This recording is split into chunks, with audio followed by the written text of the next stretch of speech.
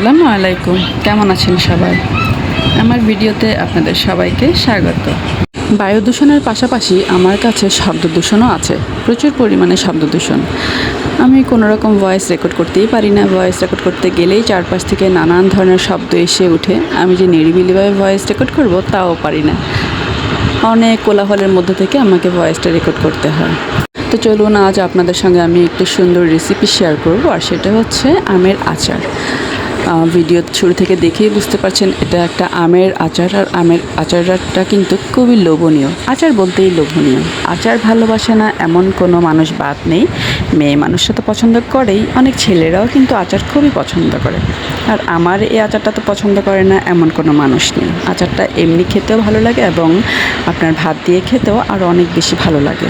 আগে আচারের নাম বললেই অনেক ভয় লাগতো, মানে খেতে খুবই ভালো লাগতো, কিন্তু বানানোর কথা শুনলেই খুবই ভয় লাগতো।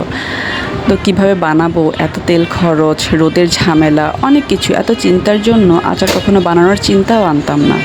শুধু অপেক্ষায় থাকতাম কে আচার বানাবে, কে একটু আচার দিয়ে যাবে, আর সেই আচারটা বসে বসে খাবো, বা কাউকে বলবো যে আমি আম দেবো, আপনারা আমাকে আচার বানিয়ে দিন, মানে এমনটাই। আলহামদুলিল্লাহ, তবে এখন আমি নিজেই আচার বানাই কোনো রোদের ঝামেলা ছাড়া। এই সহজ রেসিপিটা জানার পর থেকে আমি আর কাউকেই বলি না আচার বানানোর জন্য, আমি নিজেই আচার বানিয়ে বয়মে ভরে রাখি। তো চলুন দেখুন কিভাবে আচারটা বানাচ্ছি। আচার বানানোর জন্য আমার অতিরিক্ত তেলেরও প্রয়োজন নেই, অল্প তেল হলেই যথেষ্ট। আম পরিমাণে তেল নেবেন। তো আমার যেহেতু এখানে অনেক আম, তো দেখে বুঝতে পারছেন, তাই আমার এখানে মশলাটাও একটু বেশি হবে। আমার এখানে সামান্য সরষের তেল দিয়েছি, সরষের তেল গরম করে সেখানে আমি রসুন গোটা গোটা দিয়ে দিয়েছি। তো কেউ থেতো রসুনও দিতে পারেন, সমস্যা নেই। তারপর আমি সেখানে দিয়েছি শুকনো মরিচ, তেজপাতা, দারচিনি, এলাচ, মানে অল্প অল্প করে, লবণ, হলুদ, মরিচ এবং বাটা মশলা, এগুলো সামান্য সামান্য দিয়েই, অতিরিক্ত প্রয়োজন নেই, অল্প হলেই চলে, দিয়ে তেলের মধ্যে ভালো করে কষিয়ে নিয়ে এরপর আমি সেদ্ধ করে রাখা আমগুলো দিয়ে দেবো। আমগুলো কিন্তু আগে একটু ভাপিয়ে নিতে হবে সামান্য হলুদ দিয়ে।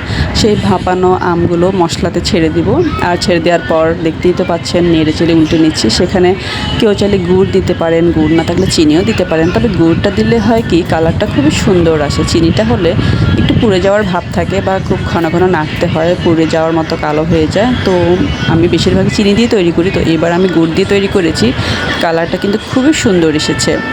আর এরপর কিন্তু সিরকাও দিতে হবে সামান্য পরিমাণে, মানে এটা টিকে থাকার জন্য, প্রিজারভেটিভের কাজটা করবে কিছুটা। আপনারা চাইলে কিন্তু এটা ডিপ ফ্রিজেও সংরক্ষণ করতে পারবেন। যখন আচারটা তৈরি হয়ে যাবে, পানিগুলো একদম শুকিয়ে যাবে, তেল ভেসে উঠবে, তখন আপনারা এভাবে ঠান্ডা হওয়ার পর বক্সে নিয়ে নেবেন। যার যা ইচ্ছে, বয়ম হোক, বক্স হোক, যেটাতে ইচ্ছে রেখে দিবেন, এবং চাইলে ডিপ ফ্রিজেও সংরক্ষণ করতে পারবেন। আমি যদি অনেকগুলো তৈরি করি, তাই আমি বেশিরভাগই ডিপ ফ্রিজে সংরক্ষণ করি, আর যখন খেতে মন চায় তখন অল্প অল্প করে বক্সে নিয়ে নর্মাল ফ্রিজে রেখে দিই। আসলে এতে কোনো রোদে দেওয়ার ঝামেলা থাকে না, ফাঙ্গাসের ঝামেলা থাকে না। পছন্দ মতো যখন সে তখন নিয়ে খেতে পারি।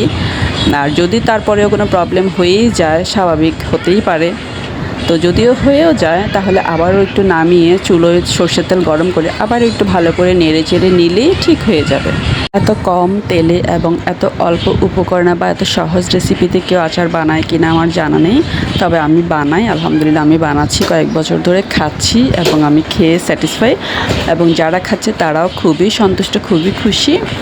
তো দেখতেই পাচ্ছেন আমার বানানোটা কত সহজ, একদম রোদে দেওয়ার ঝামেলা ছাড়াই। আল্লাহ হাফেজ।